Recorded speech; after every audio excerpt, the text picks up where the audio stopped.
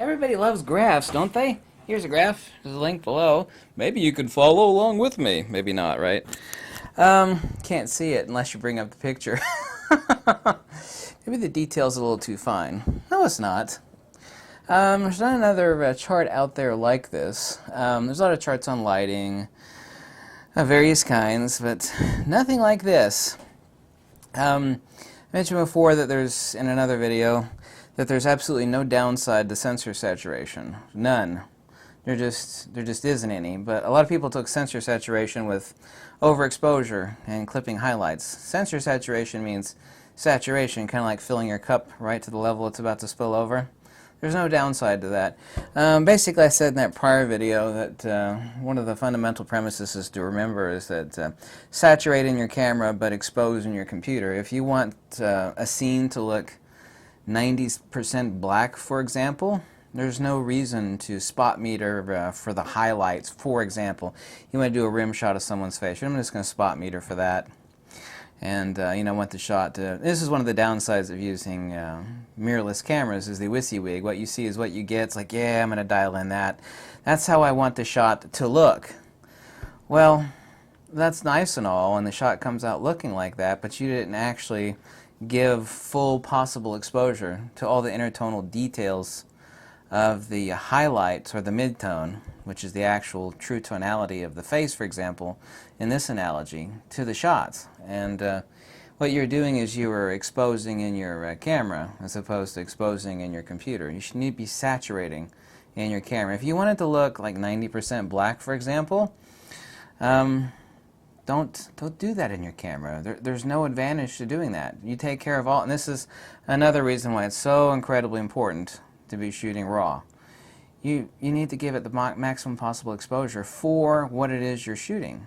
I mean, if it's the tonality of that face and you're only metering for the speculars, it's like, well, okay, given the reflectance of the subject, I'm going to open up 2 1/4 stops. Depends on what the tonality is and also the dynamic range of your camera is, which you should know. It's like, well, if I'm going to meter for the highlights of my camera, given the reflectance of what this is, since every camera wants to turn everything into gray sludge, I'm going to open up stop and 3/4 or stop and 2 stops and 1/3. But take a look at this chart.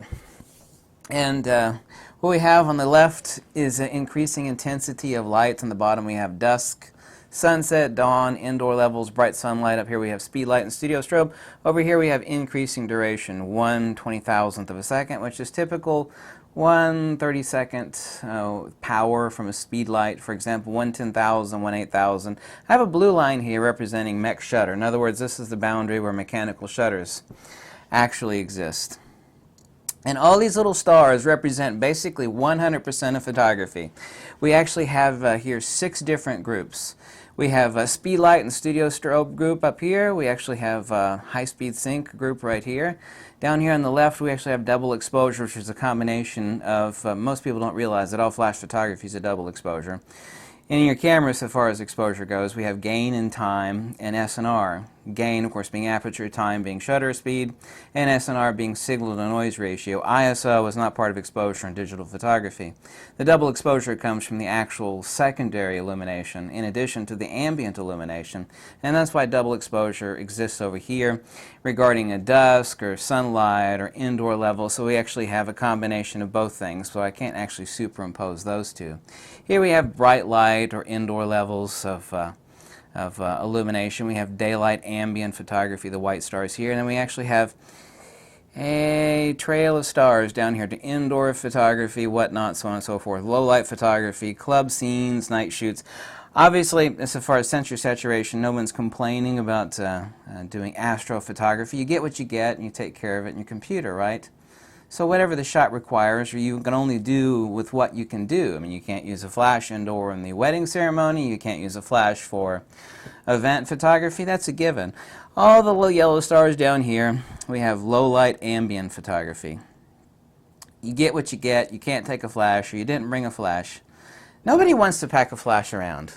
Nobody does. I don't want to pack a speed light around. However, it is the case in digital photography, no different than film photography, is that sensor saturation is everything, and there's no downside to sensor saturation. Interestingly enough, right here in the middle of all of this, between increasing duration in increasing luminal intensity. We have a white line pointing this way, and that's the direction of increasing superior saturation, sharpness, rendering, depth control. With strobe saturation or speedlight saturation, you're able to freeze the motion. Strobe or speedlight, the point source light, so by default you have a non-diffuse, sharper edge definition and detail definition. Strobe or speedlight, you actually let you control the lighting. In other words, you can expose for your ambient and then raise your subject lighting up in the case of backlit scenes. Also true, we have with strobe or speedlight flash photography, we remove the shutter speed so far as cross-color diffusion. Most people don't realize, say for example, here's a trick question, and everybody usually gets this wrong. What's the difference if you're shooting all manual and it's really, really low light? What's the difference between using a speed light for proper exposure or sensor saturation with a 1 second shutter speed versus a well, if you could shoot, say, high-speed sync flash photography, 1/250th or 1/8000th of a second? The difference is nothing. When it comes to that, your actual exposure, of course, becomes, your true shutter speed becomes your T1 time. T1 time is pulse duration for 90% of the flash pulse, be it from speedlight or studio strobe, to occur for whatever exposure value you've picked for the shot. In this case, of course, your shutter speed becomes irrelevant. Shutter speed is irrelevant when you're talking about a typical speedlight burst, which is occurring at an average, they average about 1/15,000th of a second. So it doesn't matter if you got your shutter speed set for, 1 second exposure or 1/8000th of a second shutter speed exposure. Of course, we're talking about incredibly low levels of light here. Obviously, any camera shake at those slower shutter speeds is going to occur, but we're talking about stuff where it's really, really damn dark. So take a look at this chart in the link below. And this chart is irrefutable, by the way, and I really wanted to make this chart, and I thought about doing it for some time. It's like, there's not another chart out like this to actually point out what the hell's going on. Over here, like I said, I have inferior low-light, high-speed sync photography. Most people don't realize there's a huge difference between high-speed sync. Well, there's a saying in professional photography talking about painting your shutter blades, or I've heard it called painting your shutter blades or flashing your shutter blades. What this means is a high-speed sync flash photography, you can't see it because it's occurring so rapidly. Not the studio strobe, but the speed lights are charging capacitors only partially. That's why HSS is radically inferior lighting. But it's a very portable lighting. It's flashing the xenon tube from the capacitor very fast, so it's low power. And what you're doing mostly is you're wasting all of that power on the shutter blades. So you want to do like a backlit scene at 1/8000th of a second, and you want to drop some high-speed sync flash photography on your main subject. So you're up at 1/8000th or 1/4000th of a second. Most of that light from the speed light is not only low intensity, but what it's doing is it's not actually exposing the sensor. On the traveling slit between the first curtain and the second curtain, you're just illuminating your shutter blades. This is why hypersync is so incredibly important. Hypersync is just, by the way, a huge fat pulse of light, typically 1/300th of a second down to 1/200th of a second. You can't see it, it's not in frame, but that's what the white lightning is for. Like the GFX, for example, it only has a sync speed of 1/125th of a second. People say, oh, well, that really sucks, that's your max sync speed. Well, people don't realize, well, you can buy a Godox speedlight or the Fujifilm EFX 500 speedlight. Well, I could do high-speed sync flash photography. This is true, and it's great for about 13 feet or less. Anything more than that, it's crap. And it can't dish out much power. A hypersync unit, like this one over here, which has 1,300 watt-seconds of power, I could dial it up to 1/4000th of a second and shoot full power. There's no pulsed lighting out of hypersync, it's just a fat pulse of light. But as far as how all digital cameras respond to lighting types, given identical maximum exposure, this is the main point of this chart that requires emphasis, is that all of these stars, whether they're up here with studio strobes or speed lights or bright ambient or low light ambient or indoor, are all, let's say, maximum ETTR, exposed to the right. In other words, you've brought the shot in exposure to the maximum clipping point, where if you go over, boom, you're starting to blow highlights. All of these shots are, in the case of a histogram, for example, maximum potential. In other words, you've squeezed every ounce of millisecond out of the shutter speed and aperture, and you've got the maximum exposure allowable without blowing the hell out of the highlights.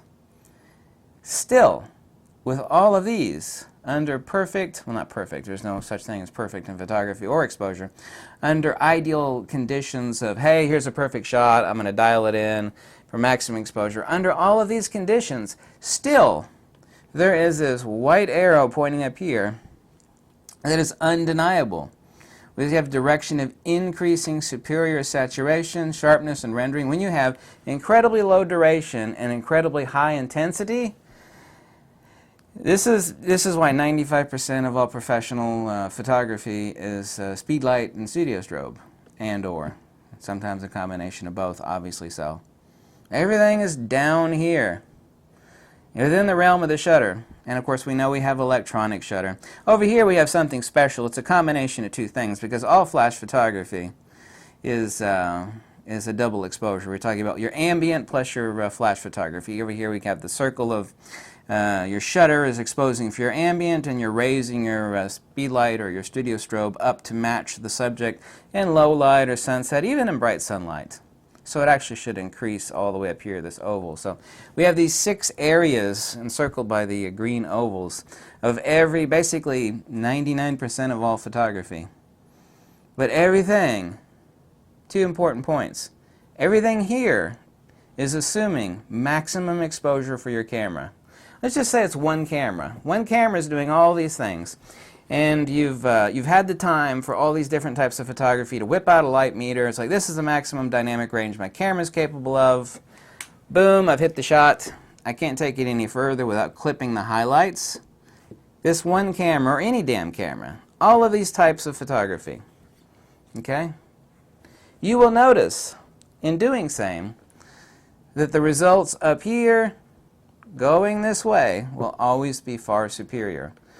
You have low duration, ultra high intensity light from a studio strobe, a speed light, and of course we have hypersync where it's a fat pulse of light. And this is an exception of the rule where we have 1/300th of a second and just a huge explosion from the xenon tube and a hypersync unit with a big bank of heavy capacitors. Hypersync units are big and fat because they got a big hunk and bank of capacitors in them. And when they pop, they sound like a bomb going off. And even with your eyes closed, you still get radically flashed at 1,000 watt seconds of 1,000 watt seconds of power, and you don't use it close because it will blind the person that you're shooting it with. But everything in the direction of this white arrow is where cameras render best. Increasing rendering, increasing superior rendering, and in the opposite direction, increasing inferior rendering. All digital cameras render worse down here. All digital cameras render best up here.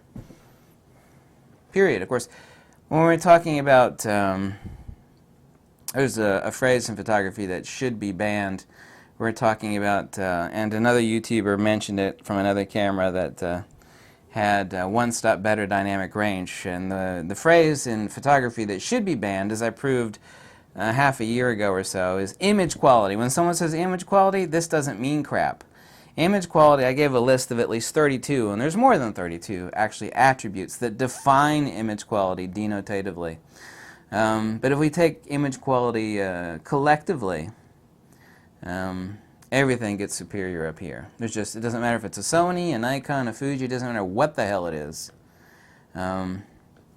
The nature of light, too, what people don't understand, it's like, well, I could take a perfect I got the best lens money can buy, the super expensive Zeiss portrait lens, the best camera, full frame with huge photo sights on it. You could take a nice shot down here where the sunlight's hitting someone's face, assuming the composition is great and everything. Wow, wonderful. Not assuming you haven't tweaked it yet in Photoshop or Lightroom, just a straight out of camera raw file, you bring it up in ACR. Adobe Camera Raw. Like, well, that's great, but I took the exact same shot and did an identical ETTR, maximum exposure, with a speed light or studio strobe, and damn, it looks a lot better. The nature and characteristics of light and how a camera sensor actually respond to that sort of short duration, high intensity light. For isolation, it also makes the image look sharper because you've actually snapped in a flash shot in a super fast duration of time. The quality and the texture, and of course you have ultimately too total control over the lighting. You place it wherever the hell you want, as opposed to being a slave to wherever the hell the ambient lighting is. But that's a matter for another discussion. But anyway, take a look at this chart, and maybe you could come to a realization of why nobody wants to pack a speed light around everywhere. I don't either. When people travel, I mean, you don't see people with a speed light. You'll see the pros pack a speed light around everywhere with them, usually a pair. Some people will bring a portable strobe, but that's if they're gonna they're gonna go out and shoot. They're gonna do something. The only portable strobe over here is still pretty huge. That's the ABR 800, and then I need a power pack. It's as big as a purse. So that's totally impractical. And of course the speed light is totally impractical. It's not totally impractical. I mean, nobody wants to drag that along. I want to go out on a little trip and I'm going to bring the camera. Well, that's great, you know. And nobody says the shots from ambient lighting are bad. And obviously a speed light isn't going to reach out that far. Nor is a studio strobe, you know. If you want to do a landscape shot, unless, you know, you go out there and plant eggs, i.e. the speed lights to illuminate certain sections. There's tons of stuff, obviously, where speed lights and studio strobes are useless. Architecture, landscape, they're not totally useless, but they're mostly useless. I mean, nobody's denying that fact. I mean, your limitations are your limitations. But if it's something within spitting distance, that's what actually studio strobe and speed light photography should be called.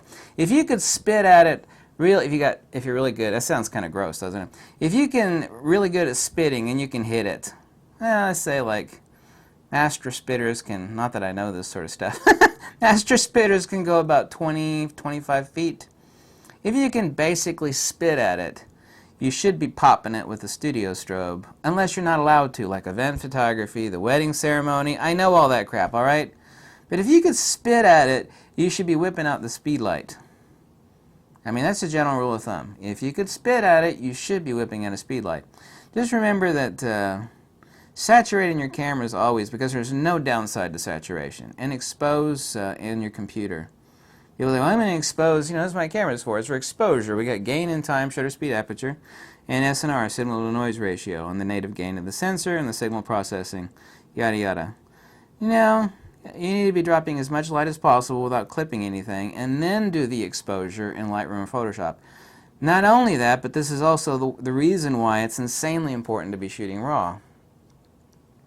You know, JPEG is a piece of crap. I know nobody wants to, I mean, I know people rather just open up a JPEG and sit there and tweak the sliders a little bit and upload the shot. Everybody loves that. Okay, the shot's great. Professional photography doesn't work that way. Recovery, you would never be shooting JPEGs. I mean, not unless you were like really famous and it's like, I'm going to give you JPEGs because I'm famous. There's some professional photographers that actually do that. I shoot JPEG. I'm so good. My JPEGs, I never need tweaking. And, you know, there's the guy that's making $20,000 a wedding and he just shoots JPEG. There are a few people out there like that. You know who I'm talking about too, don't you? But take a look at this chart. The link is below. I made this chart, and there's not another one like it, and it's a true chart. It's an accurate chart. Thank you so much for watching. If you like these videos, please click the link below. Tell me to jump off a cliff. Whatever makes you happy, whatever tickles your pickle, whatever pets your worm, whatever combs your cabbage. There's a new one. Thanks so much for watching. Do свидания, увидимся, aloha, goodbye, пока, and yep.